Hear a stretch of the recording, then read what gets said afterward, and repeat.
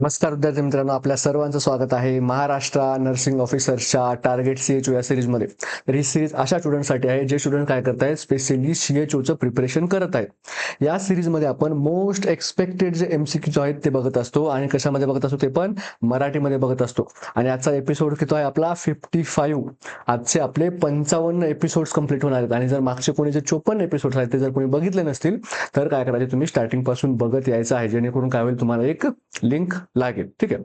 आणि जर व्हिडिओ सुरू होण्याच्या अगोदर व्हिडिओला लाईक करा. कमेंटमध्ये तुमचा फीडबॅक जो आहे तो तुम्ही नक्की शेवटी द्यायचा आहे, की बाबा तुम्हाला लेक्चर कसं वाटलं किंवा कुठले जे टॉपिक्स आहेत जे तुम्हाला अवघड जात आहेत आणि त्याच्यावर तुम्हाला क्वेश्चन्स पाहिजे आहेत, जेणेकरून तो काय होईल, तुमचा टॉपिक क्लिअर होईल. त्यानंतर हा जो व्हिडिओ आहे तुमच्या मित्रांना शेअर करायचा आहे. लिंक जी होते ती व्हिडिओची तयार, ते काय करायचे, तुमच्या अशा मित्रांना शेअर करायचे जे की CHOचे प्रिपरेशन करत आहेत. आणि चॅनलला सबस्क्राईब करायला विसरायचं नाही. आता मला नाही वाटत की कोणी चॅनलला सबस्क्राईब करायचं राहिलं असेल, कारण जेवढे व्ह्यूअर्स बघतात I think most of the लोकांनी काय केलं आहे, सबस्क्राईब केलं आहे. आणि जर अजून पण कोणी केलेलं नसेल तर एकदा पटकन सबस्क्राईब करून टाकायचं आहे. ठीक आहे. त्यानंतर युट्यूब प्रमाणे आपण अदर सोशल मीडिया प्लॅटफॉर्मवर पण अवेलेबल आहोत. तिथे पण तुम्ही आमच्यासोबत काय होऊ शकता, कनेक्ट होऊ शकता. तिथे पण आपल्याला एज्युकेशनल कंटेंट चांगला मिळत असतो. चला, तर आपला पहिला क्वेश्चन बघूया. Ravi, a patient with diabetes, is presenting with alternating periods of nocturnal hypoglycemia and hyperglycemia in the morning. Which of the following condition is the most likely contributing to these symptoms? ठीक आहे. एक रवी नावाचा patient दिलेला आहे आपल्याला. तो कसा आहे, डायबिटिक आहे. आणि डायबिटिक आहे आणि त्याला काय आहे, तो ऑन ट्रीटमेंट आहे. पण ट्रीटमेंट घेत असताना त्याला काय होत आहे, संध्याकाळी त्याला काय होत आहे, नॉक्च्युरल म्हणजे काय, नाईटला त्याला काय होत आहे, त्याला होत आहे हायपोग्लायसेमिया. आणि जसंही तो अर्ली मॉर्निंग होतो तर त्याला अर्ली मॉर्निंग त्याला काय होतं, अर्ली मॉर्निंग त्याला होतं हायपरग्लायसेमिया. ठीक आहे. हायपोग्लायसेमिया म्हणजे काय होतं, त्याची जी शुगर लेवल आहे ती काय होते, नाईटला कमी होते आहे आणि नंतर सकाळी सकाळी काय होते, ती वाढत आहे. ठीक आहे. Which of the following condition is most likely contributing to this symptoms. खालीलपैकी कुठलं ऑप्शन जे आहे ते या बाबतीमध्ये करेक्ट आहे ते आपल्याला विचारलेलं आहे. फर्स्ट ऑप्शन सांगतो बघा, पुअरली कंट्रोल्ड डायबिटीज. ठीक आहे. त्यानंतर विचारतं आपल्याला सोमेगी फेनॉमेना आणि त्यानंतर थर्ड ऑप्शन आहे ब्रिटल डिसीज आणि फोर्थ ऑप्शन आहे आपल्याकडे डायबिटीज इन्सिपिडस. ठीक आहे. तर बघा, फर्स्ट ऑप्शन सांगतो आपल्याला पुअरली कंट्रोल डायबिटीज. जर एखाद्याची पेशंटची डायबिटीज पुअरली कंट्रोल्ड आहे, जेव्हा आपण असं म्हणतो त्याचा अर्थ काय होतो, की त्या पेशंटची जी आहे तो ऑन ट्रीटमेंट असताना, म्हणजे इन्स्टेड ऑफ ट्रीटमेंट ट्रीटमेंट घेऊन पण त्याची काय होत नाही, डायबिटीज कंट्रोल होत नाही. म्हणजे फॉर एक्झाम्पल असं समजा की तुमच्याकडे एक पेशंट आला होता आणि त्याचा RBS किती होता, म्हणजे काय, रॅन्डम ब्लड शुगर जेव्हा तुम्ही चेक केलं ती तुम्हाला आढळली किती, 550 होती. ठीक आहे. 550 mg/dl एवढी होती. आणि मग नंतर तुम्ही पेशंटला काय केलं, ट्रीटमेंट दिली. मग तुम्ही ओरल हायपोग्लायसेमिक एजंट दिले असतील, तुम्ही इन्शुलिन दिलं असेल. ठीक आहे. व्हॉट एव्हर जी काय ट्रीटमेंट तुम्ही जी दिली, आणि ती ट्रीटमेंट दिल्याच्या नंतर पण पेशंटने व्यवस्थित ट्रीटमेंटला रिस्पॉन्ड करत नाही, व्यवस्थित कंट्रोल होत नाही त्याची डायबिटीज, तर आपण त्याला काय म्हणूया, पुअरली कंट्रोल डायबिटीज असं आपण त्याला म्हणूया.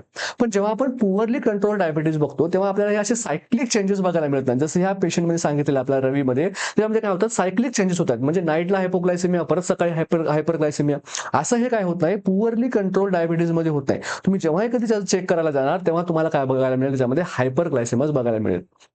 ठीक आहे. तुम्हाला याच्यामध्ये सायक्लिक चेंजेस जे आहेत, जे की आपल्याला क्वेश्चन मध्ये कॅरेक्टरिस्टिक्सली विचारलेले आहेत, ते तुम्हाला याच्यामध्ये बघायला मिळत नाहीत. ठीक आहे. त्यानंतर आपल्याला सेकंड ऑप्शन सांगितलं बघा, सोमॅगी फेनॉमेना. सोमॅगी फेनॉमेना म्हणजे काय होतं बघा, सोमोगी फेनॉमेना याच्यामध्ये होतंय काय नेमकं, याच्यामध्ये होतंय rebound hyperglycaemia, hyperglycaemia at morning due to काय, हाय कॉर्टिसोल. सकाळी सकाळी काय होतं, आपले कॉर्टिसोल हार्मोन जे असतात ते सिक्रेट होतात. ठीक आहे. कॉर्टिसोल हार्मोन सिक्रेट होतात आणि कॉर्टिसोल हार्मोन जो असतो हा स्वतः हार्मोन काय करतो, हायपरग्लायसेमिया करण्यासाठी कारणीभूत असतो. मग तुम्ही जेव्हा पेशंटला काय करतात, इन्शुलिन दिलेलं असतं. कधी तुम्ही नाईटला पेशंटला फॉर एक्झाम्पल इन्शुलिन दिलं होतं रात्री. ठीक आहे. मग तुम्ही पेशंटला एकतर तुम्ही नाईटला काय केलं, इन्शुलिन कमी दिलं असेल. ठीक आहे. किंवा काय केलं असेल, पेशंटने जो आहे तो काय केला असेल, जो काही त्याचा तो डिनर केला होता, तो डिनर जर त्याने जास्त केला असेल तर पेशंटमध्ये आपल्याला काय बघायला मिळतं, इन्शुलिन दिल्यामुळे लगेच काय होतं, हायपोग्लायसेमिया होतो. ठीक आहे. इन्शुलिन दिल्यामुळे काय होतं, लगेच हायपोग्लायसेमिया होतो. आणि मग नंतर काय होतं, बॉडी काय करते, त्याला कंपन्सेट करण्यासाठी या हायपोग्लायसेमियाला बॉडी परत कॉर्टिझोल हार्मोन सिक्रेट करते आणि मॉर्निंगला परत कॉर्टिझोल हार्मोन सिक्रेट होतात. आणि हे जे सगळं जे मिक्सचर होतं याच्यामध्ये कॉर्टिझोल हार्मोनचं तुमच्याकडे डबल डोस होत आहे, कॉर्टिझोल हार्मोन जास्त होत आहे आणि त्याच्यामुळे काय होतं, मग नंतर सकाळी सकाळी तुम्हाला काय बघायला मिळतं, हायपरग्लायसेमिया बघायला मिळतं. हायपरग्लायसेमिया बघायला मिळतो. तर हा जो सोमोगी फेनॉमेना आहे याच्यामध्ये काय बघायला मिळतो आपल्याला, नाईटला बघायला मिळतो आपल्याला. हायपोग्लायसेमिया जे की आपल्याला क्वेश्चनमध्ये सांगितलेलं आहे, आणि नंतर सकाळी सकाळी आपल्याला काय बघायला मिळतो, हायपरग्लायसेमिया बघायला मिळतो. का बघायला मिळतो, तर सकाळी कॉर्टिझोल हॉर्मोन सिक्रेट होतो, प्लस बॉडी काय करते, त्या हायपोग्लायसेमियाला कंपन्सेट करण्यासाठी बॉडी अजून स्टेरॉइड हॉर्मोन सिक्रेट करत असते. म्हणून आपल्याला हा सोमोगी फेनॉमेना जो आहे तो बघायला मिळतो. थर्ड ऑप्शन काय सांगितलं बघा आपल्याला, ब्रिटल डिसीज. ठीक आहे, ब्रिटल डिसीज हे कधी होतं, हे होतं याला ब्रिटल डिसीजला आपण काय म्हणतो, अनकंट्रोल्ड स्विंग्स. जेव्हा स्विंग्स होतात, अनकंट्रोल्ड स्विंग्स, तेव्हा आपण काय म्हणतो, त्याला ब्रिटल डिसीज असं आपण म्हणतो. आणि डायबिटीज इन्सिपिडस हे तर आपल्याला सगळ्यांना माहिती आहे, याचं काय, पॉलिडिप्सिया, पॉलियुरिया. ठीक आहे, याच्यामध्ये काय बघायला मिळतं आपल्याला, डायबिटीज इन्सिपिडस मध्ये बघायला मिळतं. त्याचा आन्सर काय असणार आहे, सेकंड जे आहे त्याचं करेक्ट आन्सर असणार आहे. ठीक आहे, चला नेक्स्ट क्वेश्चन बघूया. हा, the tip of iceberg represent. ठीक आहे, आइसबर्गचा जो टिप आहे ते काय रिप्रेझेंट करते आपल्याला विचारलेलं आहे.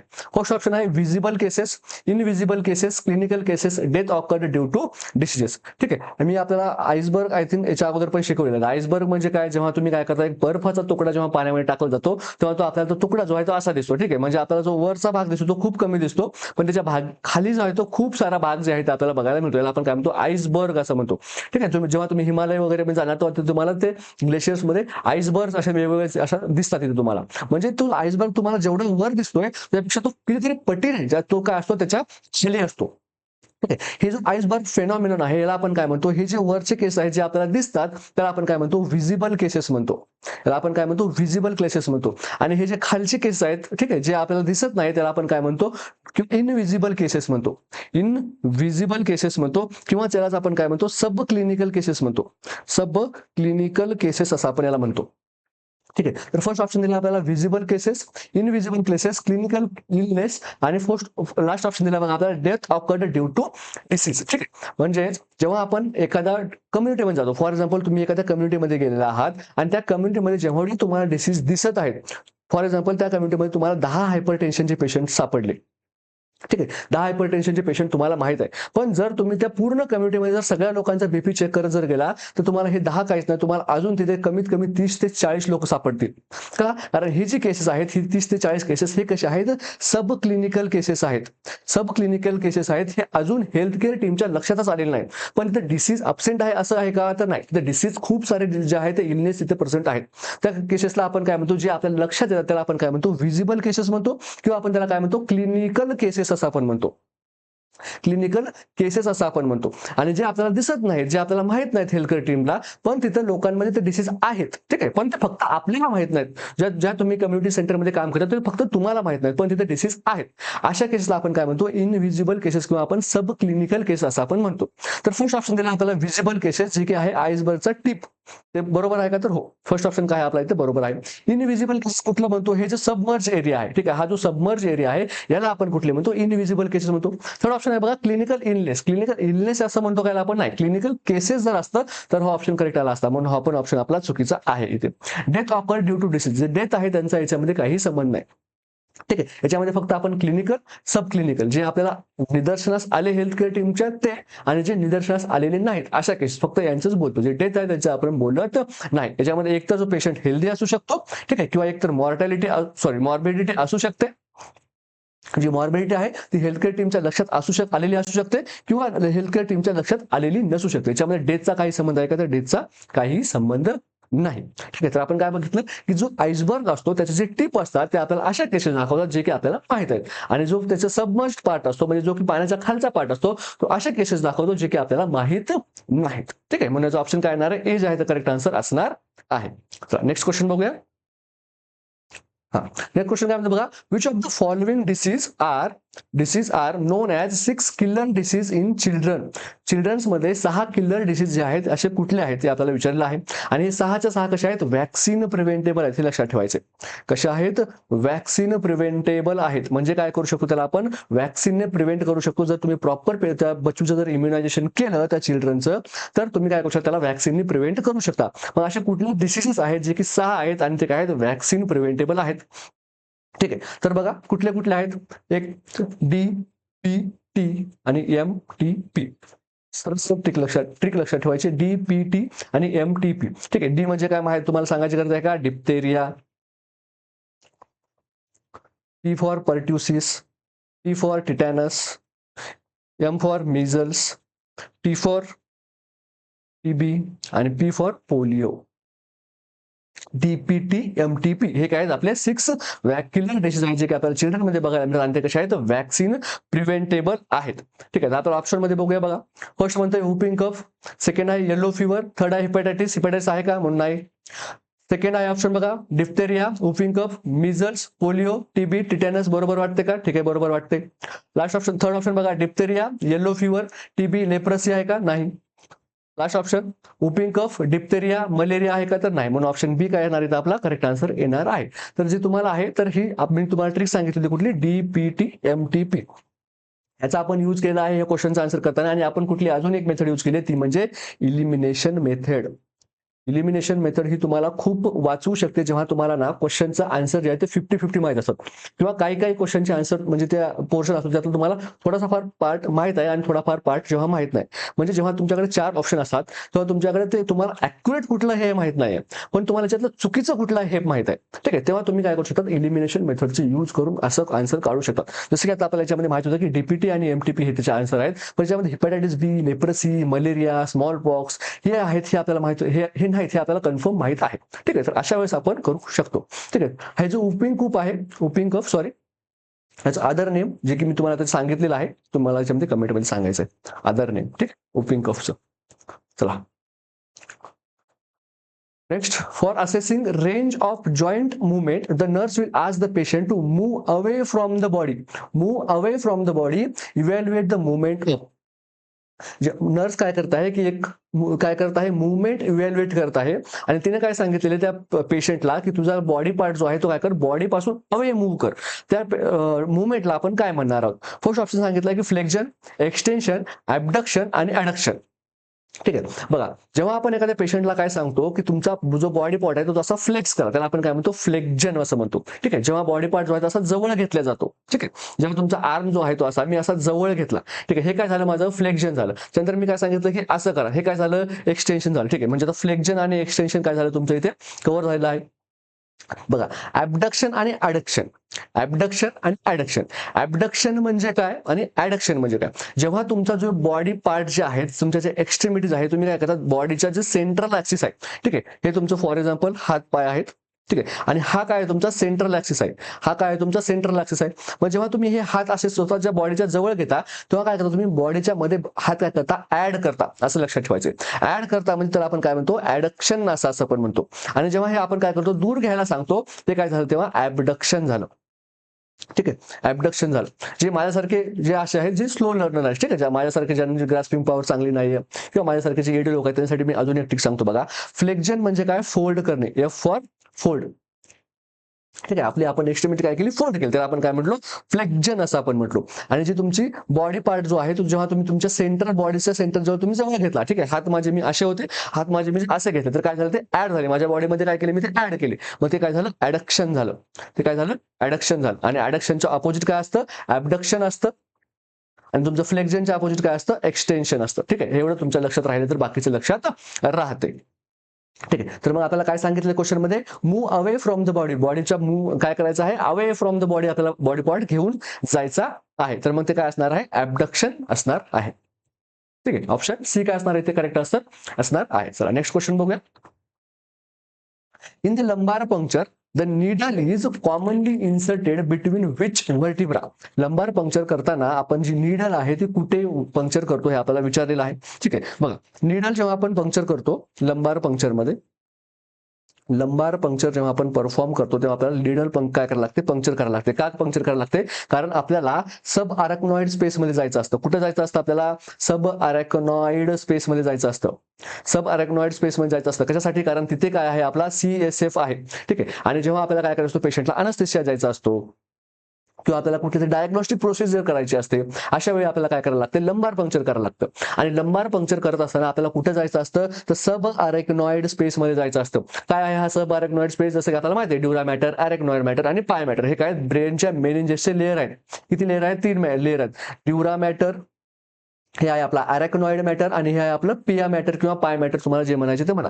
ही याची ट्रिक जर तुम्हाला लक्षात ठेवायची असेल तर DAP, ठीक आहे, DAP नावाचा एक खत येत होता, जे जिल्हा परिषद लोक आहेत ज्यांनी शाळेमध्ये म्हणजे शेतामध्ये काम वगैरे केलं त्यांना माहिती आहे. DAP असं लक्षात ठेवायचं असेल तर ठेवू शकता.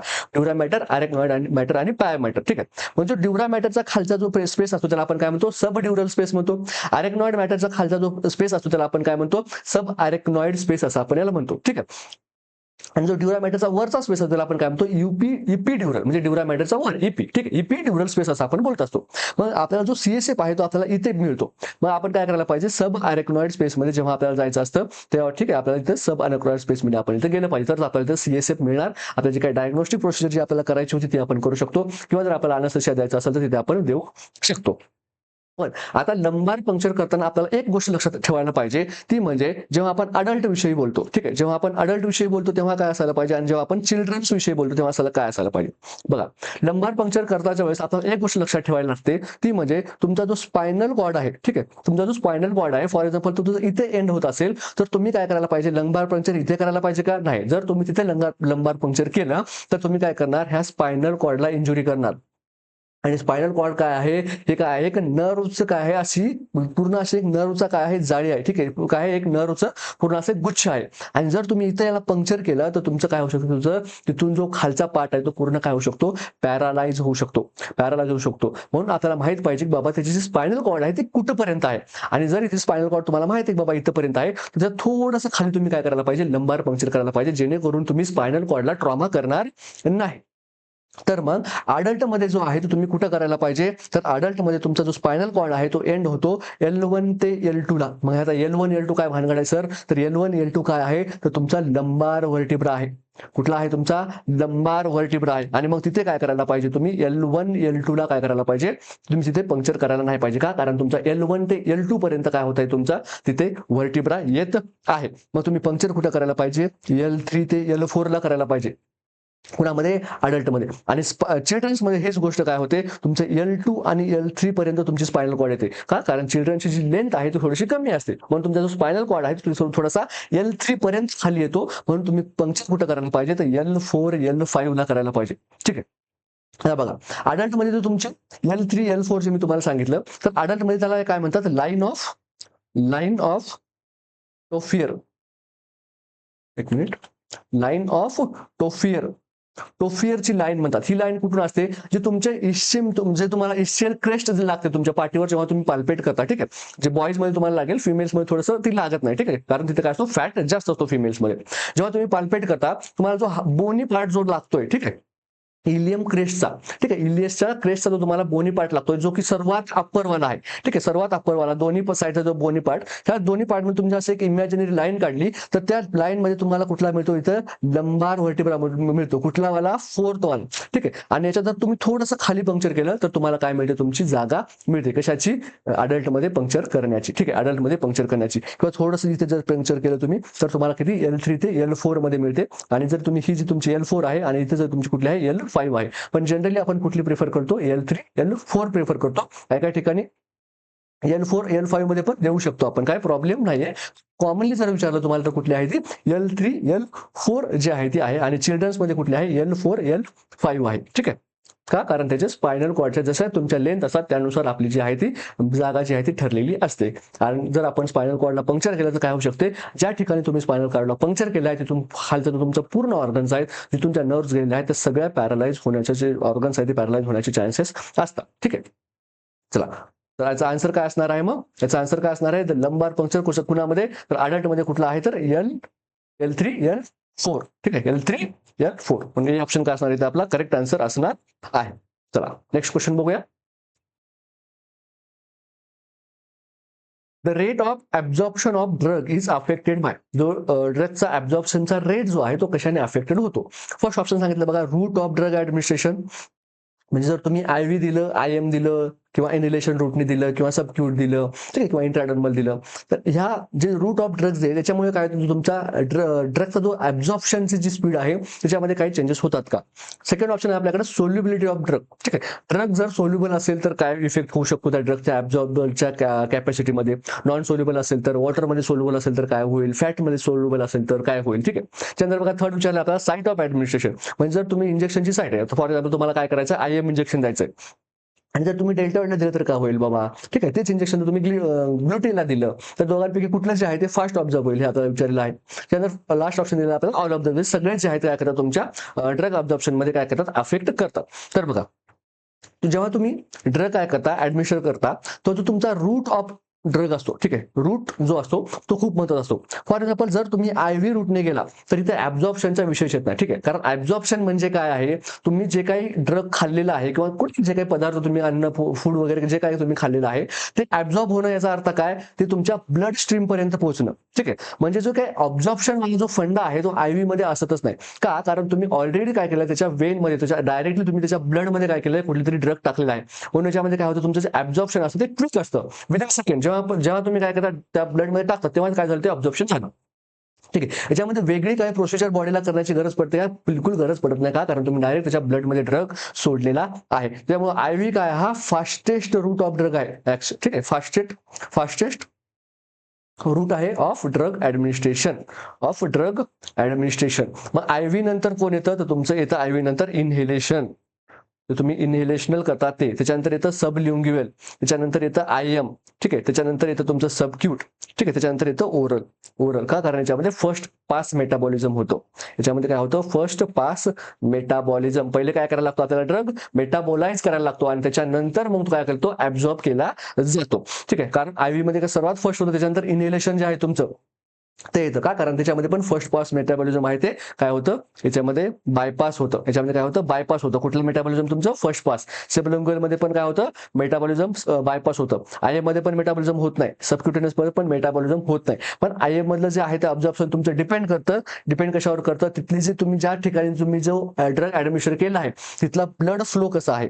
ठीक आहे, तिथला जो आहे तो ब्लड फ्लो कसा आहे हे डिपेंड करतं. तर सबलिंग्युअल जे आहे, तुम्ही काय म्हटलं बाबा सर्वात जास्त ऍक्ट करतं, कारण जेव्हा तुम्ही सबलिंग्युअल म्हणजे काय, जिभेच्या खाली जिथं काय सांगता पेशंटला, ती जी आहे ते टॅबलेट किंवा कॅप्सूल, टॅबलेट काय सांगता, अशी पेशंटला चघळायला सांगता, जिभेच्या खालीच ठेवायची आहे, गिळायची नाही, असं आपण जेव्हा सांगतो तेव्हा आपण कुठला रूट यूज करत आहे, तेव्हा आपण सब लिंग्युअल हा रूट आपण काय करतात, यूज करत आहोत. आणि तिथं काय असतं, खूप रिच ब्लड सप्लाय असतो आणि ते काय होतं, फास्टली ऍब्झॉर्ब होतं, तुमच्या डायरेक्ट ब्लड स्ट्रीम मध्ये जातं. त्याच्यामध्ये फर्स्ट पास मेटाबॉलिझम आहे का, तुमची जी टॅबलेट आहे ती तुमच्या स्टमक मध्ये गेली का, लिव्हर मध्ये गेली का, कुठेही गेली नाही, तर लिव्हर मध्ये जाऊन तिला मेटाबॉलिझम करून परत किडनीमध्ये जाऊन एक्सक्रिशन वगैरे असं काय भानगडी करायला लागल्यात का, बिलकुल भानगडी करायला लागल्या. डायरेक्ट काय केलं आपण, ब्लड व्हेसलच्या वरच ठेवली, त्या खाली असं पूर्ण ब्लड व्हेसलचं पूर्ण नेटवर्क आहे आणि आपण काय केली, अशी टॅबलेट ठेवली.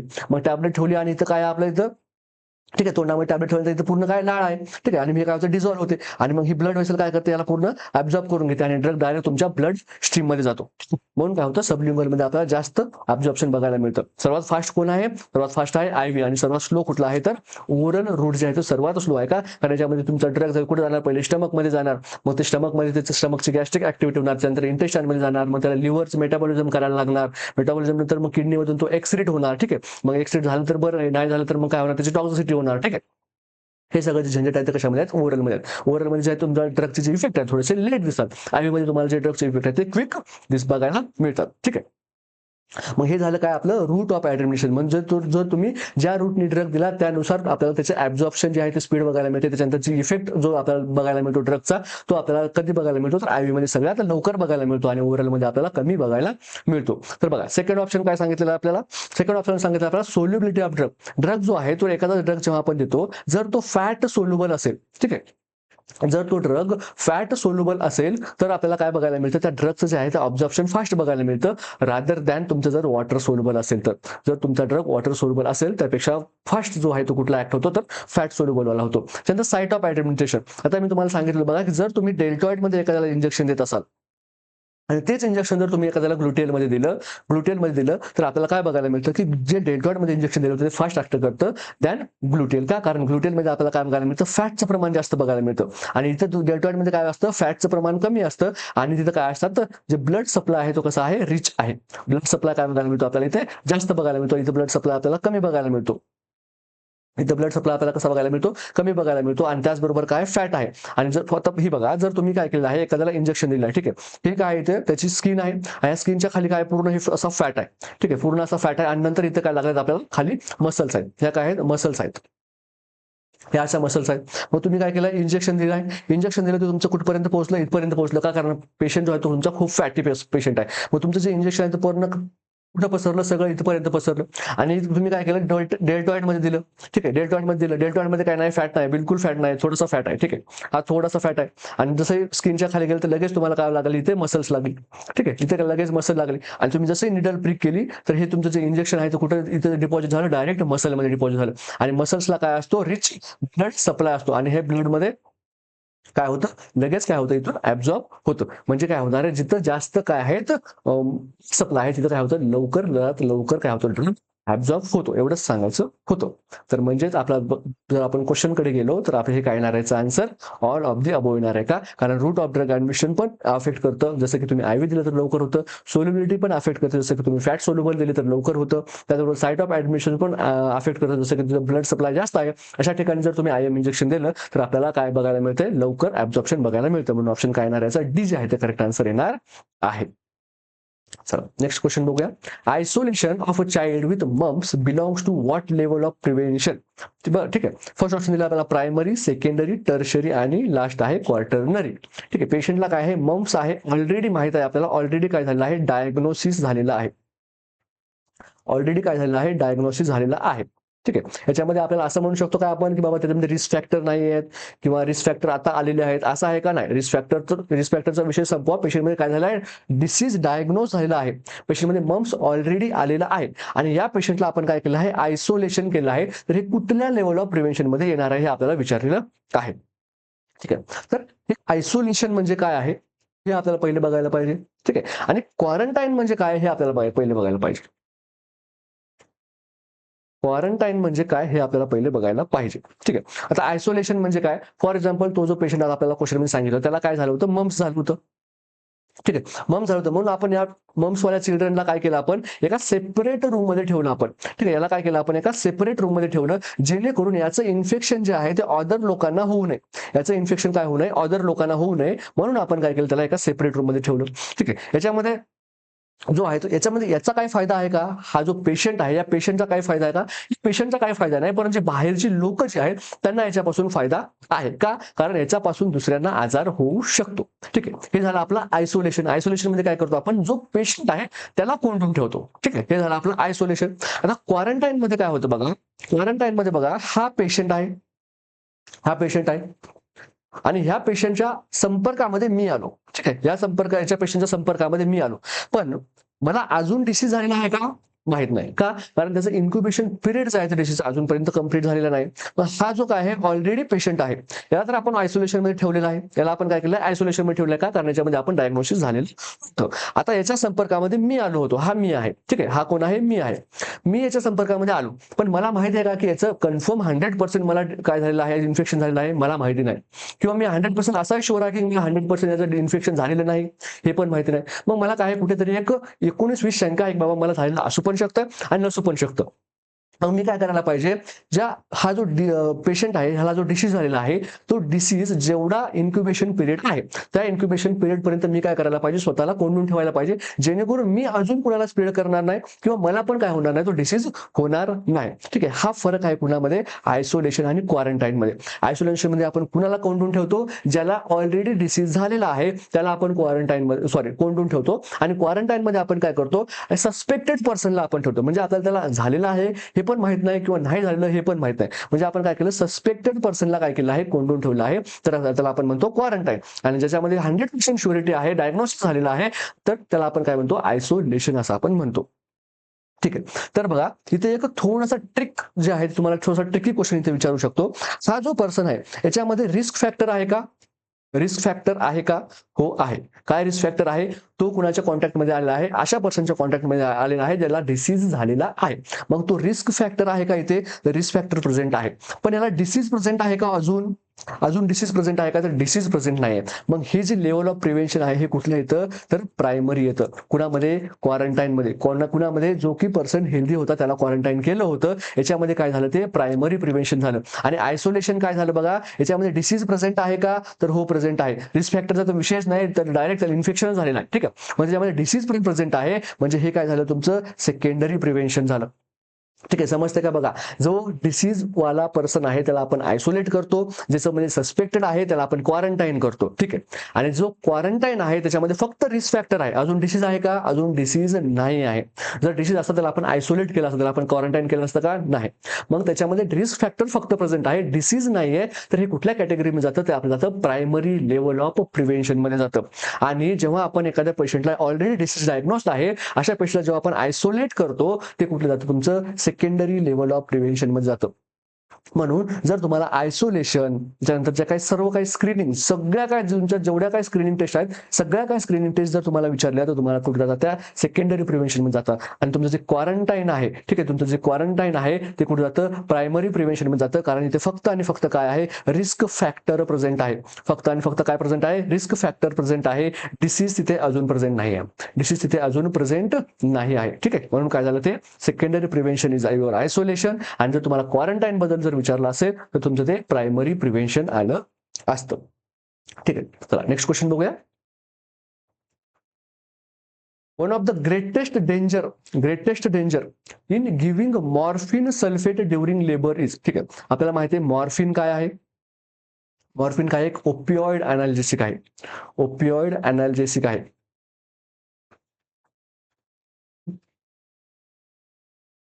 म्हणजे असा ड्रग आहे जो की काय आहे? ओपिओइड पण आहे. आणि तो त्या ड्रगला आपण काय यूज करतो? ऍज अ अनाल्जेसिक यूज करतो. म्हणजे काय करतो? ऍज अ पेन किलर आपण त्याला यूज करतो. जो की काय आहे? ओरिजिनली काय आहे? ओपिओइड आहे, पण त्याला आपण as a pain killer use करतो. ठीक आहे, आणि ओपिओइड म्हणजे माहिती आहे आपल्याला की काय आहे? खूप जे आहे त्याच्यामध्ये पॉइझनस टॉक्झिसिटिक सिम्पटम्स असतात, जर आपण काय केलं नाही तर प्रॉपरली यूज केले नाही तर. म्हणून जे ओपिओइड जे ड्रग्ज जे असतात ते विदाऊट प्रिस्क्रिप्शन भेटत नाहीत. ठीक आहे, विदाउट प्रिस्क्रिप्शन देणं काय नाहीये? अलाउड नाहीये. त्याचबरोबर जे ओपिओइड क्लासचे ड्रग असतात ते डबल लॉक अँड की मध्ये ठेवले जातात. डबल लॉक अँड की मध्ये ठेवले जातात. म्हणजे काय?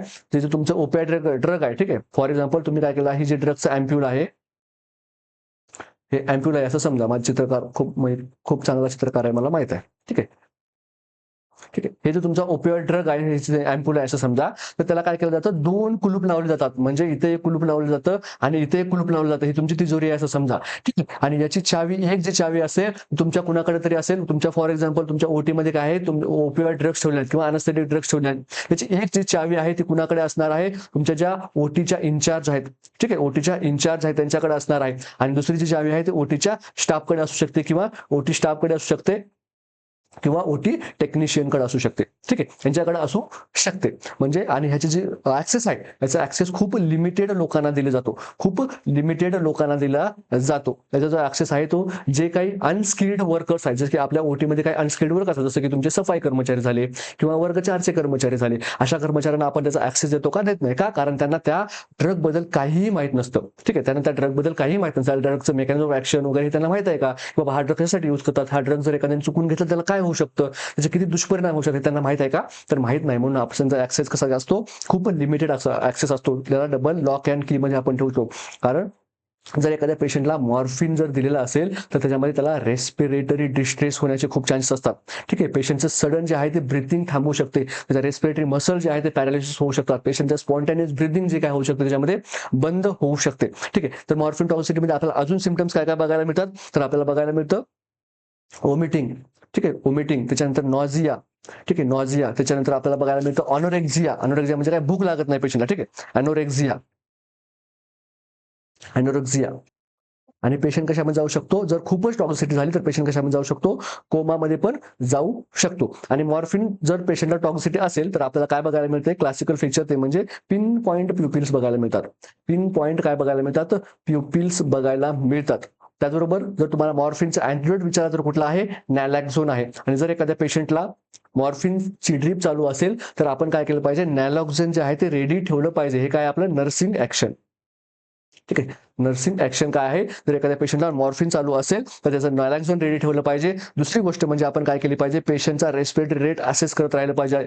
आणि जर पेशंटचा रेस्पिरेट जर 12 पेक्षा कमी असेल, 12 पर मिनिट, ठीक आहे, 12 जे रेस्पिरेशन आहेत त्याच्यापेक्षा जर कमी आपल्याला बघायला मिळत असेल तर काय करायला पाहिजे, मॉर्फिन आपण लगेच काय करायला पाहिजे, स्टॉप करायला पाहिजे आणि डॉक्टर साहेबांना काय करायला पाहिजे, इन्फॉर्म करायला पाहिजे. तर बघा, हे जर आपलं सगळं मॉर्फिन बद्दल. काय आहे मॉर्फिन, एक ओपिएड अनाल्जेसिक आहे, डबल लॉक अँड की मध्ये ठेवायला पाहिजे. त्याचं टॉक्सिसिटीमुळे काय होऊ शकतं, तुमचं रेस्पिरेटरी डिस्ट्रेस होऊ शकतो, पिन पॉईंट प्युपिल्स आपल्याला बघायला मिळतात. त्यानंतर आपण नॅलॉक्झोन काय, त्याचा अँटिडोट आहे जो की आपण रेडी ठेवायला पाहिजे. आणि रेस्पिरेटरी रेट जर 12 पेक्षा कमी असेल तर आपण पेशंटमध्ये मॉर्फिन जे आहे ते द्यायला नाही पाहिजे. ठीक आहे, किंवा जर चालू असेल तर काय करायला पाहिजे, ते होल्ड करायला पाहिजे. तर आपल्याला क्वेश्चन मध्ये काय विचारलं बघा, तर मॉर्फिन सल्फेट लेबरमध्ये आपण का देत नाही. ठीक आहे, लेबरमध्ये एवढं पेन होतं सर पेशंटला, मग आपण का नाही देत. ठीक आहे, मॉर्फिन मॉर्फिन काय खूप चांगला हे काय अनालिसिस जे की पेन किलर आहे, खूप चांगला पेन किलर आहे, आपण पोस्ट ऑफ पेशंटमध्ये मोस्टली यूज करतो. तर मग लेबरमध्ये मदरला एवढं पेन होत असतं तर मग आपण मॉर्फिन का नाही देत, कारण का नाही देत आपण, तर मॉर्फिन जे आहे तो तुमचा जो प्लॅसेंटल बॅरियर आहे, ठीक आहे, हा जो आहे तो काय करतो, प्लॅसेंटल बॅरियरला क्रॉस करतो. प्लॅसेंटल बॅरियरला क्रॉस करतो. बघा, मदर जे आहे ही, फॉर एक्झाम्पल ही तुमच्या मदरची बॉडी आहे आणि ही तुमचा प्लासेंटा कुठे होते, तुमच्या बेबीला कनेक्ट होत आहे. कुठं होत आहे, बेबीला कनेक्ट होत आहे. ही काय आहे, मदरची बॉडी आहे. आणि मदरकडून काय होतं, सगळं काय तुमचे न्यूट्रिशन जे आहे ते काय होतात, बेबीला मिळत असतात. पण मिळत असताना इथे काय असतं, एक फिल्टर असतं, आपण काय म्हणतो, प्लासेंटल बॅरियर म्हणतो. मग मदर काय करते, अशा गोष्टी ज्या की बेबीसाठी हार्मफुल असू शकतात, त्या काय करू देत नाही, इकडून येऊ देत नाही, इकडं कुणाकडे, बेबीकडे येऊ देत नाही. का, कारण बेबी काय अजून इमॅच्युअर आहे, तो त्याची काय आहे, त्याची एवढी कॅपॅसिटी नाही आहे की ते सगळे सबस्टन्स काय करू शकेल, टॉलरेट करू शकेल. म्हणून मदरचं तिथे फिल्टर लावलं जातं आणि हे फिल्टर काय काम करतं, की बाबा जे काही असे काही पदार्थ आहेत जे की बेबीला हार्मफुल आहेत ते काय करू द्यायचे, पुढे जाऊ द्यायचे नाही आहेत. परंतु असे काही घटक आहेत, जसं की फॉर एक्झाम्पल हा मॉर्फिन ड्रग जो आहे आपला, तो काय करू शकतो, हा जो बॅरियर आहे या बॅरियरला एडा बनवतो आणि एडा बनवून काय करतो, या बेबीपर्यंत जातो. आणि या बेबीमध्ये जर गेला तर हा मॉर्फिन जो आहे तुमचा मेटाबोलाइज कुठं होतो, हा मेटाबोलाइज होतो लिव्हरमध्ये. आणि हा एक्सिट कशातून होतो, हा एक्सिट होतो कुठून, किडनीमधून. पण प्रॉब्लेम काय आहे, की तुमचा जो बच्चू आहे, ह्या बच्चूचं लिव्हर आणि किडनी दोन्ही पण काय आहेत, लिव्हर आणि किडनी दोन्ही पण काय आहेत, इमॅच्युअर आहेत. पूर्णपणे मॅच्युअर झालेत का ते, तर मॅच्युअर झालेले नाहीत. पण अशा वेळेस काय होऊ शकतं, तुमचा जो किडनी काय आहे ती तुमची इमॅच्युअर आहे. आणि अशा वेळेस तुमच्या काय होऊ शकतं, तुमचा जो ड्रग जो आहे तो मदर कडून जर बेबीकडे गेला आणि त्या बेबीमध्ये ड्रग काय होणार, मग किडनीमधून एक्सिट होणार नाही प्रॉपरली. का, कारण किडनी इमॅच्युअर आहे. आणि एक्सिट प्रॉपरली जर नाही झाली तर मग इथे प्रॉब्लेम काय येणार, ड्रग तुमचा काय होणार, ऍक्युम्युलेट होणार. ड्रग काय होणार, ऍक्युम्युलेट होणार. ड्रग ऍक्युमुलेट होणार म्हणजेच काय होतं, ड्रग त्या बेबीमध्ये खूप जास्त होतोय. का, कारण तो ड्रग बाहेरच पडत नाही. मग तो ड्रग काय करणार, परत सर्क्युलेशन मध्ये जाणार, परत ऍक्ट होणार, परत ऍक्ट होणार. आणि मग त्याच्यामध्ये काय होतं, बेबीमध्ये आपल्याला टॉक्झिसिटी बघायला मिळते. आणि जर टॉक्झिसिटी झाली तर आपल्याला काय बघायला मिळतं, रेस्पिरेटरी डिस्ट्रेस बघायला मिळतो, फिटल डिस्ट्रेस बघतो, फिटल रेस्पिरेटरी डिस्ट्रेस होतो. फिटल काय होऊ शकतं, त्याच्यामध्ये सायनोसिस होऊ शकतं, फिटल डेथ होऊ शकते. म्हणून आपण काय करत नाही, मदरमध्ये काय देत नाही आहोत, आपण काय देत नाही, मॉर्फिन जे आहे ते ओपिओइड अनालिसिस आपण देत नाही. फर्स्ट ऑप्शन आपल्याला सांगतोय, depression of respiratory centre of newborn. न्यूबॉर्नचं जे आहे ते रेस्पिरेटरी सेंटर काय होतं, डिप्रेस होतं आणि त्यामुळे काय होतं, पेशंटमध्ये आपल्याला बघायला मिळतो तो रेस्पिरेटरी डिस्ट्रेस बघायला मिळतो. सेकंड ऑप्शन बघा, it increases blood pressure of the woman. तर नाही, तुमचा जो मॉर्फिन आहे तो काय आहे, एक वॅसो डायलेटर आहे. तो काय आहे, एक वॅसो डायलेटर आहे. त्याच्यामुळे तो काय करतो, कधी पण बीपी कधी पण काय करतो, कमी करतो, वाढवत कधीच नाही. ठीक आहे, हे काय वॅसो डायलेटर, हे पण तुम्हाला लक्षात ठेवायचं आहे. Produces nausea and vomiting. नक्की नॉझिया आणि वॉमिटिंग प्रोड्युसेस करतोय, पण आपल्याला क्वेश्चन मध्ये विचारला आहे, ग्रेटेस्ट डेंजर विचारलेला आहे. फक्त पेशंटला उलटी आणि मळमळ होते म्हणून आपण देत नाही असं आहे का, तर नाही. आपण न देण्याचं ऍक्च्युअल कारण काय आहे, तर तो काय करतो, न्यूबॉर्नला रेस्पिरेटरी सेंटर काय करतो, डिस्ट्रेस करतो म्हणून देत नाही. नॉझिया आणि वॉमिटिंग म्हणून असं असेल तर आपण तसं नसतं केलं, आपण मॉर्फिन दिलं असतं आणि पेशंटला एखादा चांगला अँटीएमेटिक दिलं असतं, होंडासेट्रॉन वगैरे देऊन आपण काय केलं असतं, तरी आपण त्याला टॅकल केलं असतं. पण त्याचं ऍक्च्युअल रिझन ते आहे का, तर ऍक्च्युअल रिझन ते नाही आहे. ठीक आहे, म्हणून ऑप्शन सी चुकीचा आहे. प्रोलॉंग ब्लिडिंग टाइम याचा काही विषय नाही आहे त्याच्यासोबत, म्हणून ऑप्शन ए काय असणार आहे, आपला इथे करेक्ट आन्सर असणार आहे. चला नेक्स्ट क्वेश्चन बघूया. The time taken for the involution of uterus after delivery. तर बघा, ऑप्शन दिलेत आपल्याला 2 वीक्स, 6 वीक्स, 4 वीक आणि 1 वीक. तर इन्व्होल्युशन ऑफ युटरस म्हणजे काय? तर बघा, युटरस जो आहे तुमचा गर्भाशय, हे काय होतं, प्रेग्नन्सीमध्ये खूप साऱ्या सायक्लिक चेंजेस मधून जातं. ठीक आहे, त्याच्यामध्ये काय होतं, खूप सारे चेंजेस होतात. जसं की तुमचं युटरस जे आहे ते जे नॉन म्हणजे प्री प्रेग्नंट स्टेट, ठीक आहे, प्रेग्नन्सी होण्याच्या अगोदरच्या स्टेटमध्ये जर तुमच्या युटरसची जी मसल्स आहेत त्या प्रेग्नन्सीमध्ये 10 पट वाढतात. मसलची जी तुमच्या लेंथ आहे ती किती वाढते? 10 पट वाढते, 10x वाढते. आणि जी तुमच्या मसलची ब्रीथ आहे, ठीक आहे, म्हणजे जी रुंदी आहे ती 5 पट वाढते, 5x वाढते. म्हणजे हे काय एवढं जे काही एक्सपान्शन होत आहे युटरसमध्ये, हे कधी ना कधीतरी काय झालं पाहिजे, जेव्हा प्रेग्नन्सी सुरू आहे तोपर्यंत वाढलेलं आहे. आणि कधी ना कधीतरी जेव्हा प्रेग्नन्सी संपेल 9 महिने 9 दिवसानंतर, तेव्हा प्रेग्नन्सी संपल्याच्या नंतर हे पूर्ववत व्हायला पाहिजे ना कधी ना कधीतरी. याला इन्व्होल्युशन असं आपण म्हणतो. इन्व्होल्युशन. इन्व्होल्युशन. इन्व्होल्युशन म्हणजे काय? जे तुमचं युटरस आहे किंवा जे काही ऑर्गन्स आहेत, ठीक आहे, जे काही तुमचे ऑर्गन्स आहेत ते काय होतात, पूर्ववत होणे. पूर्ववत होणे म्हणजेच काय होणे? प्री प्रेग्नंट स्टेजला जाणे. प्री प्रेग्नंट स्टेजला जाणे. मग तुमचं जे युटरस आहे ते पूर्ण जे आहे ते पूर्व स्टेजला म्हणजे प्री प्रेग्नंट स्टेजला जायला, म्हणजे जसं अगोदर होतं तसं सेम टू सेम व्हायला कमीत कमी किती लागतात? तर 6 वीक लागतात. 6 वीक लागतात. का? कारण बघा, तुमचं जे युटरस आहे ते काय झालं आहे, प्रेग्नन्सीमध्ये खूप सारे काय झाले, ते साईजनी वाढलेलं आहे. जिथे साईज अगोदर एवढी साईज होती ती काय झाली, एवढी साईज झाली, 10 पट त्याची लेंथ वाढली आहे मसलची, युटराइन मसलची. आणि 5 पट काय झालेली आहे, रुंदी वाढलेली आहे. तुमचा जो एंडोमेट्रियम आहे, ठीक आहे, तुमचा जो एंडोमेट्रियम आहे तो जो छोटासा जो असतो 2 to 5 चा जो तुमचा एंडोमेट्रियम आहे तो खूप जास्त वाढतो. ठीक आहे, एंडोमेट्रियम काय आहे, आपला युटरसची एक लेअर आहे जी काय करते, पूर्ण प्रेग्नन्सी होईपर्यंत प्रेग्नन्सीसाठी हे करत असते.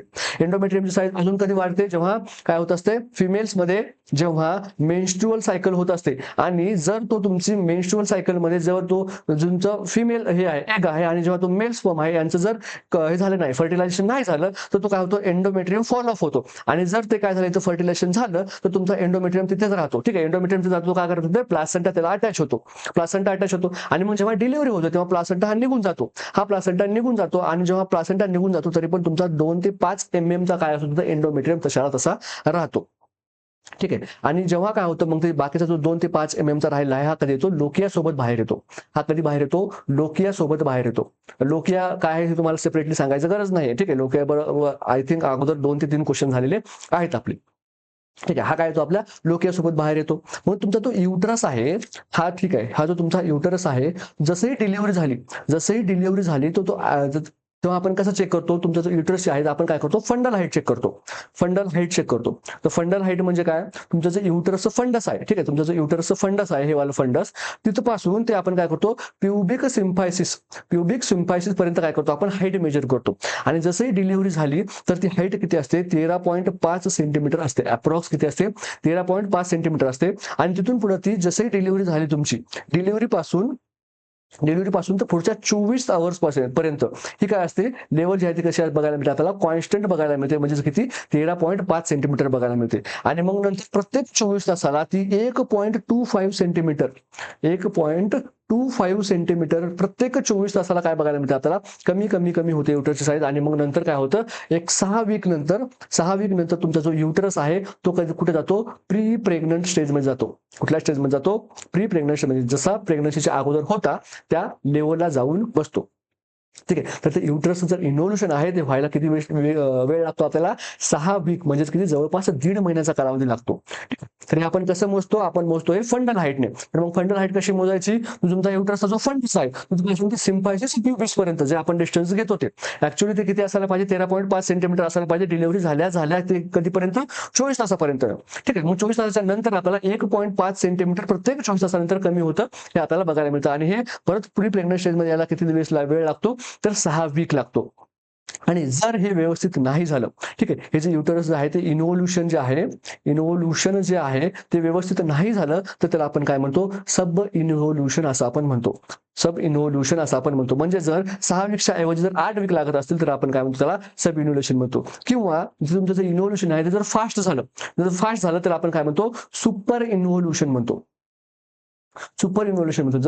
जर 6 वीक लागायच्या ऐवजी जर 5 वीक लागत असतील आणि जर तुमचं युटरस आहे किंवा जे तुमचे जे काही अदर पेल्विक ऑर्गन्स आहेत ते जर अगोदरच्या स्टेजला येत असतील तर आपण काय म्हणतो, सुपर इन्व्होल्युशन असं आपण म्हणतो. जे तुमचं इन्व्होल्युशन जे आहे ते फक्त युटरस पुरतं मर्यादित आहे की नाही, तर युटरस प्रमाणे तुमचं सर्व्हिक्स, तुमचं वजायना, ठीक आहे, त्यानंतर जे अदर पेल्विक स्ट्रक्चर आहे ते सगळ्या स्ट्रक्चरचं इन्व्होल्युशन होत असतं. ठीक आहे. पण याच्यापैकी जर आपण बघितलं जसं की युटरस मी सांगितलं की काय होतो प्री प्रेग्नंट स्टेजला येतो, म्हणजे नियर अबाउट जसं प्री प्रेग्नंट स्टेजमध्ये होतं त्या नियर अबाउट तसं तुमचं युटरस हे होऊ शकतं. पण जर जर तुम्ही वजायनाबद्दल बोललात, ठीक आहे, वजायना हे कधीच तुमचं प्री प्रेग्नंट स्टेजमध्ये म्हणजे नल्ली पॅरस प्रेग्नंट जी तुमची कंडिशन होती, नल्ली पॅरस म्हणजे काय, तिथून काय झालंय एक पण डिलिव्हरी झालेली नाहीये, ठीक आहे, नॉर्मल वजायनल डिलिव्हरी एक पण झाली नाही, त्याला आपण काय म्हणतो नल्ली पॅरस वुमन असं आपण म्हणतो. तुमची जी वजायना आहे ती कधीही नल्ली पॅरस कंडिशनमध्ये काय होत नाही, इन्व्हॉल्व्ह होत नाही. त्याचबरोबर तुमचा जो सर्व्हिक्स आहे, सर्व्हिक्सचा जो इंटरनल ऑस आहे तो काय होतो प्री प्रेग्नंट स्टेजला जातो, पण त्याचा जो एक्सटर्नल ऑस आहे, जो एक्सटर्नल ऑस आहे सर्व्हिसचा, तो कधीही प्री प्रेग्नंट स्टेजला जाऊ शकत नाही. का, कारण त्या लेवलपर्यंत तिथे काय झालं आहे, डॅमेज झालं आहे, त्या लेवलपर्यंत ते काय झालं होतं, स्ट्रेस झालं होतं, आणि ते एवढं स्ट्रेस झालं होतं की ते काय होत नाही, आता प्री प्रेग्नंट स्टेजपर्यंत येऊ शकत नाही. सेम तुमच्या वजनाला पण ऍप्लिकेबल होतं आणि सेम तुमच्या एक्सटर्नल ऑसला पण ऍप्लिकेबल होतं. चला, तर मग याचा आन्सर काय असणार आहे बघा, 6 वीक याचा आन्सर असणार आहे. चला नेक्स्ट क्वेश्चन बघूया. हा, ब्रॅक्स्टन हिक्स कॉन्ट्रॅक्शन स्टार्ट कधी होतात? ठीक आहे, तर फर्स्ट ऑप्शन आहे आपल्याकडे 16, 24, 8 आणि 4. बघा, ब्रॅक्स्टन हिक्स हे काय असतात, इरेग्युलर कॉन्ट्रॅक्शन असतात. कसे कॉन्ट्रॅक्शन असतात, इरेग्युलर असतात, पेनलेस असतात, पेनलेस असतात आणि काय असतात, युटेराइन कॉन्ट्रॅक्शन. कसे, इरेग्युलर आणि पेनलेस युटेराइन कॉन्ट्रॅक्शन असतात. आणि हे कशामुळे होतात, तर तुमचं जे युटरस आहे ते काय होतं, कॉन्ट्रॅक्ट होत असतं, स्पाझम होत असतो. याच्यामध्ये युटरस ऍक्च्युअली कॉन्ट्रॅक्ट नाही होत, त्याच्यामध्ये काय होतात, युटेराइन स्पाझम्स होतात, स्पाझम्स होतात. आणि हे स्पाझम्स काय काय कालांतराने मग नंतर काय होतात, जेव्हा तुमचं लेबर पेन होतं त्यासोबत काय होतात, मर्ज होतात. ठीक आहे, मग त्याला आपण ट्रू लेबर म्हणू शकतो का, ह्या कंडिशन पर्यंत आपण याला ट्रू लेबर म्हणू शकतो का, तर नाही, याला आपण काय म्हणू शकतो, ट्रू लेबर म्हणू शकत नाही. ठीक आहे, ट्रू लेबर कधी म्हणतो, त्याचा पेन असायला पाहिजे, आणि ते पण पेन कसं असायला पाहिजे, इन्क्रीजिंग इंटेन्सिटी मध्ये असायला पाहिजे. म्हणजे जेव्हापासून सुरू झाले तेव्हापासून काय व्हायला पाहिजे, ते सतत सतत वाढायला पाहिजे. कमी व्हायला पाहिजे का, तर नाही. पेशंटने जर रेस्ट केली तर कमी होतोय, तर मग ट्रू लेबर पेन आहे का, तर ते ट्रू लेबर पेन नाही. तिथे असायला पाहिजे, शो असायला पाहिजे, अशा बऱ्याच गोष्टी तिथे असायला पाहिजे. जसं की तुमचं जे पेन आहे ते फक्त पोटापुरतं बऱ्याच नसायला पाहिजे, थाईज पर्यंत काय व्हायला पाहिजे, ते रेडिएट व्हायला पाहिजे. तर आपण त्याला काय म्हणू शकतो, ट्रू लेबर पेन असं आपण त्याला म्हणू शकतो. पण याच्यामध्ये आपण हे जे युटेराइन कॉन्ट्रॅक्शन होतात, जे काही याला आपण ब्रॅक्स्टन हिक्स कॉन्ट्रॅक्शन म्हणतो, हे आपण याला ट्रू लेबर पेन मध्ये काउंट करू शकतो का, तर बिलकुल काउंट करू शकत नाही. आणि ब्रॅक्स्टन हिक्स कॉन्ट्रॅक्शन जे आहेत तुमच्या, जर एखाद्या पेशंटला ॲब्डॉमिनल प्रेग्नन्सी असेल, म्हणजे त्याला आपण काय म्हणतो एक्टोपिक प्रेग्नन्सी झाली, आणि एक्टोपिक मध्ये पण कुठली ॲब्डॉमिनल प्रेग्नन्सी जर असेल, तर तुम्हाला ब्रॅक्स्टन हिक्स कॉन्ट्रॅक्शन हे कधीही बघायला मिळणार नाहीत. का, कारण हे कसे आहेत, युटेराइन स्पाझम्स आहेत, युटेराइन स्पाझम्स आहेत, आणि जिथे प्रेग्नन्सी कुठे राहिली तुमच्या आता ॲब्डॉमिन मध्ये आहे, म्हणून तिथे तुम्हाला ब्रॅक्स्टन हिक्स कॉन्ट्रॅक्शन बघायला मिळतील का, तर बघायला मिळणार नाहीत. आणि तुमचे ब्रॅक्स्टन हिक्स कॉन्ट्रॅक्शन जे आहे ते कधी स्टार्ट होतात, तर 16 वीक्सला, 16व्या वीक मधून तुम्हाला मदरला काय बघायला मिळतात, जे ब्रॅक्स्टन हिक्स कॉन्ट्रॅक्शन आहे ते फील झालेली तुम्हाला बघायला मिळतात. त्याच्यामुळे याचा आन्सर काय असणार आहे, 16 वीक्स जे आहे त्याचा आन्सर असणार आहे. ठीक आहे, नेक्स्ट क्वेश्चन बघूया. A client is in the hospital undergoing therapy for severe pregnancy induced hypertension. पेशंटला काय आहे, PIH आहे. कसं आहे, सिव्हिअर PIH आहे, प्रेग्नन्सी इंड्युस्ड हायपरटेन्शन आहे. If eclampsia occurs the nurse first action should be. आणि PIH मधून जर मदर काय केली, एक्लाम्प्सिया मध्ये गेली, एक्लाम्प्सियामध्ये गेली, तर मदरने नर्सने फर्स्ट कुठलं काम करायला पाहिजे ते आपल्याला विचारलेलं आहे. फर्स्ट ऑप्शन आहे बघा, असेस फिटल हर्ट्स, सेकंड आहे मेंटेन अन ओपन एअरवे, थर्ड आहे protect the client from injury, आणि फोर्थ आहे increase the infusion of magnesium sulphate immediately. तर बघा, पेशंटला काय होतं, आपल्याला माहित होतं की पेशंटला सिव्हिअर PIH आहे, हे आपल्याला ऑलरेडी माहित होतं. आपण पेशंटला अंडर ऑब्झर्वेशन ठेवलं होतं, आणि अंडर ऑब्झर्वेशन ठेवल्याच्या नंतर आपल्याला असं आढळलं की पेशंटला काय झालं, एक्लाम्प्सिया स्टार्ट झालेला आहे. एक्लाम्प्सिया म्हणजे काय, पेशंटमध्ये सीझर सुरू झालेले आहेत, सीझर सुद्धा. अशा वेळेस नर्सने काय करायला पाहिजे, तर बघा, अशा वेळेस आपण काय करायला पाहिजे, सगळ्यात पहिली प्रायोरिटी आपण कशामुळे बघतो, ABC, एअरवे, ब्रिदिंग आणि सर्क्युलेशन. पेशंटचं एअरवे जे आहे ते आपण काय करणं, मेंटेन करणं, हे आपलं पहिलं काम असलं पाहिजे. मग तुम्ही काय करणार, पेशंटला लेफ्ट लॅटरल पोझिशन देणार. हे लेफ्ट लॅटरल पोझिशन दिल्यामुळे काय होईल, तुमचा एकतर एअरवे सिक्युअर राहील, आणि काय होईल, ऍस्पिरेशनचे चान्सेस तुम्ही काय करणार, याच्यामधून प्रिव्हेंट करणार. ठीक आहे, हे तुमची काय झाली, एकदम प्रायमरी मॅनेजमेंट झाली. त्यानंतर तुम्ही काय करायला पाहिजे, पेशंटला ऑक्सिजन सप्लाय केला पाहिजे. ठीक आहे, हे झालं तुमचं कुठलं, एअरवे बद्दल तुम्ही एअरवे आणि ब्रिदिंग इथे काय केली आहे, तुम्ही करेक्ट केलेली आहे. सर्क्युलेशनचा इथे काय प्रॉब्लेम आहे का, पेशंट सर्क्युलेशनचा काहीही प्रॉब्लेम नाही, त्यामुळे सर्क्युलेशन करेक्ट करण्याची गरज नाही. आता याच्यामध्ये अदर ऑप्शन जे आहेत आपल्याला काय जे आहेत आपण बघू शकतो बघा. असेच फिटल हार्ट टोन, पेशंटला सीझर आलाय, आपण इथे फिटल हार्ट टोन लगेच बघत बसणार आहोत का, नाही, ते आपण त्याला नंतर करू शकतो. आपली फर्स्ट प्रायोरिटी ही कधी पण मदर असते, हे लक्षात ठेवायचं आहे.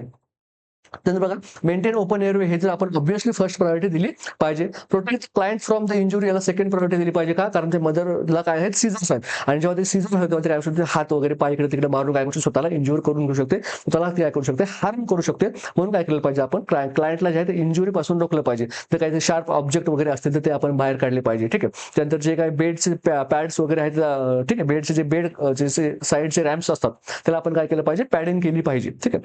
थर्ड ऑप्शन, लास्ट ऑप्शन काय म्हणतो बघा, increase the infusion of magnesium sulphate immediately. जर पेशंटला काय असेल, मॅग्नेशियम सल्फेट चालू असेल तर आपण काय केलं पाहिजे, इन्क्रीज केलं पाहिजे. आणि थर्ड नंतर मग आपण काय केलं पाहिजे, फिटल हार्ट टोन काय केलं पाहिजे, असंच केलं पाहिजे. आणि फिफ्थ आपण काय काम केलं पाहिजे, डॉक्टर साहेबांना इन्फॉर्म केलं पाहिजे. डॉक्टर साहेबांनी काय केलं पाहिजे, इन्फॉर्म केलं पाहिजे आणि सांगितलं पाहिजे की मी काय केलंय, एमजीओसोफर काय केलंय, पेशंटला स्टार्ट केलेलं आहे आणि आता जे काय पुढचं आहे ते तुम्ही येऊन काय करायचं आहे, कन्सल्ट करायचं आहे. ठीक आहे. तर मग पहिली प्रायोरिटी काय असली पाहिजे आपली, एअरवे, ब्रीथिंग, सर्क्युलेशन. आणि त्याच्यानंतर मग काय असले पाहिजे, क्लायंटची जी आहे ती इंजुरी रोखणं. त्याच्यानंतर काय करायला पाहिजे, मॅग्नेशियम सल्फेट देणं. कारण का, मॅग्नेशियम सल्फेट जे आहे ते आपण प्रिव्हेन्शन अँड कंट्रोलमध्ये वापरतो. कुणाच्या, एक्लाम्सियाच्या प्रिव्हेन्शन आणि कंट्रोलमध्ये आपण कुठलं ड्रग वापरतो, तर MgSO4. याच्यामध्ये दोन रेजिमेंट आहेत. कुठले, पिच्चार्ड रेजिमेंट आणि झुस्पॅन रेजिमेंट, हे दोन रेजिमेंट आपण तिथे यूज करत असतो. तर त्याचा आन्सर काय असणार आहे, मग ऑप्शन बी काय असणार आहे, तर करेक्ट आन्सर असणार आहे. नेक्स्ट क्वेश्चन बघूया. नेक्स्ट क्वेश्चन बघण्याच्या अगोदर ही आपली त्रिशूला सिरीज आहे, जी की कशाची आहे, MCQची आहे. त्यानंतर ब्रह्मास्त्र सिरीज आहे, जी की आपली थेरी प्लस MCQ सिरीज आहे. आणि हा आपला CHO 2023 चा महाराष्ट्राचा पेपर आहे. याचे अनालिसिस स्वामी सरांनी खूप चांगल्या पद्धतीने केलं आहे, हे तुम्ही बघू शकताय. नेक्स्ट क्वेश्चन आहे, oligohydramnios is related to which of the following condition. एखाद्या पेशंटला काय ऑलिगोहायड्रामनियास आहे आणि ते खालीपैकी कुठल्या कंडिशन मध्ये काय आहे, रिलेटेड आहे. तर बघा, ऑलिगोहायड्रामनियास म्हणजे काय आहे, तुमचा जो हायड्रामनियास आहे, हायड्रामनियास याचा अर्थ काय होतो, तुमचा एमनिओटिक फ्लुइड काय आहे, ऑलिगो आहे. ऑलिगो म्हणजे काय, कमी आहे, कमतरता आहे. कशाची कमतरता आहे, एमनिओटिक फ्लुइडची कमतरता आहे. तर कधी असू शकतं, तर बघा, जे एमनिओटिक फ्लुइड आहे हे मेजरली कोण बनवतं, मेजर त्याचा जो कंपोजिशन आहे, त्याचा मेजर पार्ट जो आहे तो कोणाचा आहे, मदरचा आहे का फिटसचा आहे, तर मेजर पार्ट कोणाकडून येतं, आपल्याकडे फिटस कडून येतं. फिटस मध्ये पण कुठून येतं, फिटस कुठून आणून देतो मला, फिटल युरिन जे आहे ते मेजर काय आहे, कंपोनंट आहे. कशाचा, एमनिओटिक फ्लुइडचा.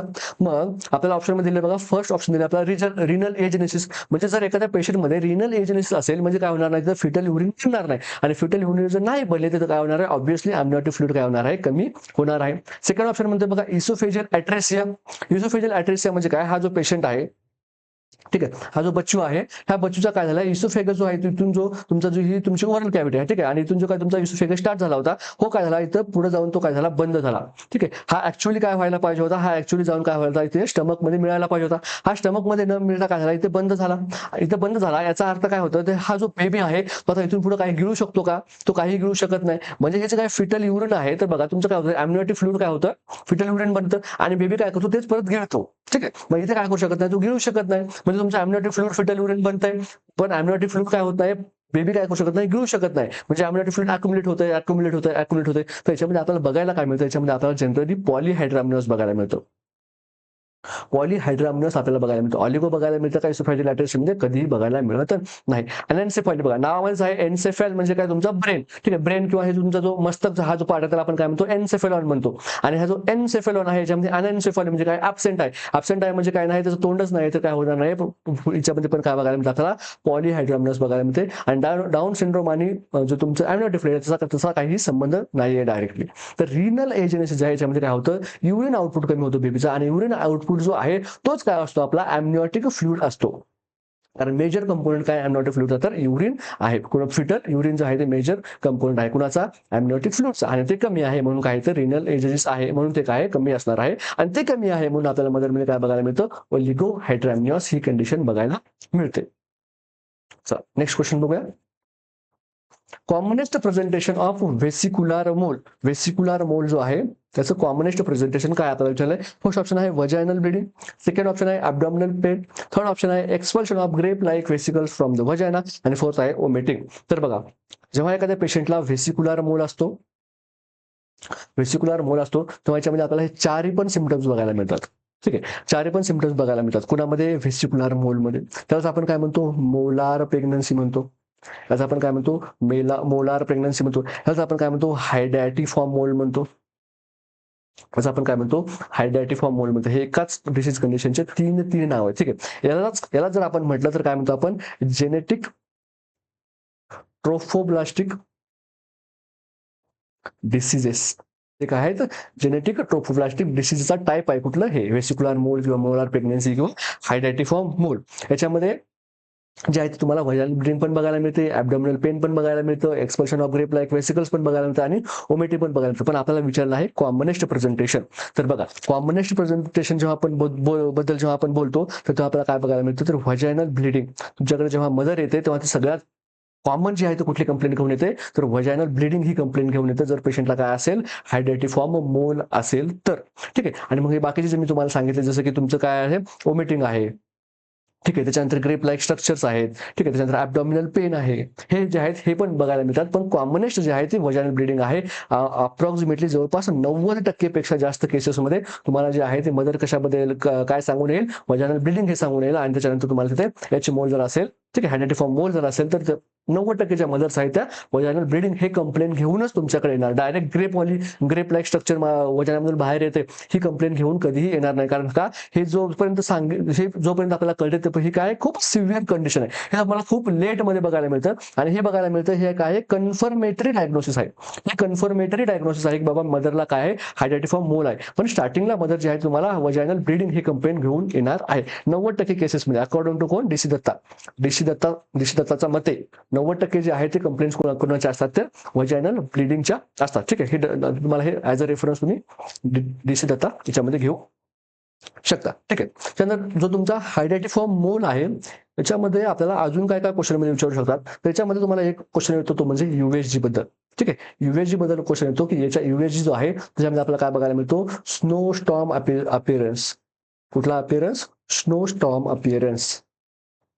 त्यानंतर याचं जे HCG लेवल असतो तो काय बघायला मिळतो, आपल्याला एलिव्हेटेड बघायला मिळतो. ठीक आहे, याच्यामध्ये अदर जे सिम्पटम्स आहेत आपल्याला अबॉर्शन सारखे सिम्पटम्स बघायला मिळतात. अबॉर्शनचे जेवढे सिम्पटम्स आहेत ते आपल्याला सर्व जे आहेत आपल्याला हायड्रॅटिफॉर्म मोल मध्ये बघायला मिळतात. ठीक आहे, त्यानंतर हा जो हायड्रॅटिफॉर्म मोल आहे याच्यामध्ये आपल्याला ग्रेप लाईक स्ट्रक्चर बघायला मिळतं. कसलं, ग्रेप लाईक स्ट्रक्चर जे आहे ते काय होतं, प्रोट्रूड होतं. कुठून प्रोट्रूड होतं, तर वजायनामधून काय होतं, ग्रेप लाईक म्हणजे असं पूर्ण असं जे तुमचा जो अंगुरांचा गुच्छा असतो, ठीक, अंगुरांचा जो गुच्छा असतो, द्राक्षांचा गुच्छा, असं जे स्ट्रक्चर आहे वजायनामधून काय होतं, प्रोट्रूड व्हायला आपल्याला काय मिळतं, बघायला मिळतं. ते काय म्हणतो आपण, काय म्हणतो, हायड्रॅटिफॉर्म मोल असं आपण त्याला म्हणतो. ठीक आहे, तर आपला क्वेश्चन काय म्हणतो बघा.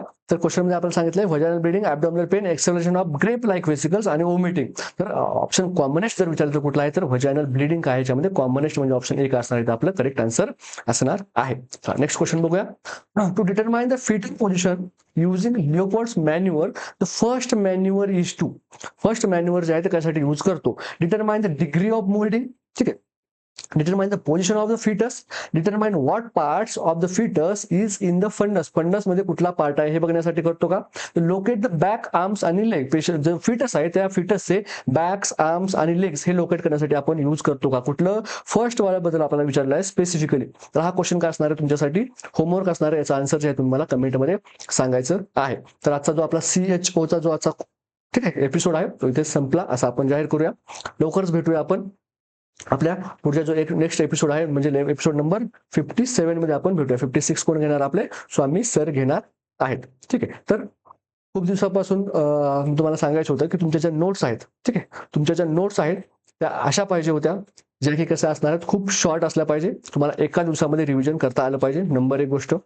दुसरी गोष्ट म्हणजे मी तुम्हाला जे 1 ते 25 क्वेश्चन्सची जी तुम्हाला क्वेश्चन बँक दिली होती ते आतापर्यंत तुमची सर्वांची कंप्लीट व्हायला पाहिजे. त्याचं तुमचं एक रिव्हिजन ऍटलिस्ट व्हायला पाहिजे आणि तुम्ही इथून पुढे काय करायला पाहिजे, त्याला सेकंड रिव्हिजनला स्टार्ट करायला पाहिजे. ठीक आहे, कारण याच्यामध्ये आपण असे क्वेश्चन्स घेतलेले आहेत जे की एक क्वेश्चन पूर्ण टॉपिक तुमचा कव्हर करतील असे जे क्वेश्चन्स याच्यामध्ये घेतलेले आहेत आणि इम्पॉर्टंट क्वेश्चन्स घेतलेले आहेत.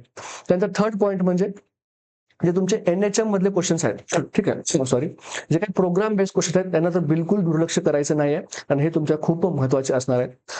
फोर्थ म्हणजे जे काही तुमचे मी इमर्जन्सी केअर मधले आणि जे काही तुमचे प्रायोरिटी बेसिसवरचे क्वेश्चन घेतलेले आहेत हे पण तुम्हाला मिस नाही करायचे. हे सगळे 4 पॉईंट्स आहेत हे तुम्हाला तुमच्या नोट्समध्ये तुमच्या इन्क्लूड झालेच पाहिजेत. ठीक आहे, चला तर भेटूया नेक्स्ट एपिसोडमध्ये. तोपर्यंत थँक्यू.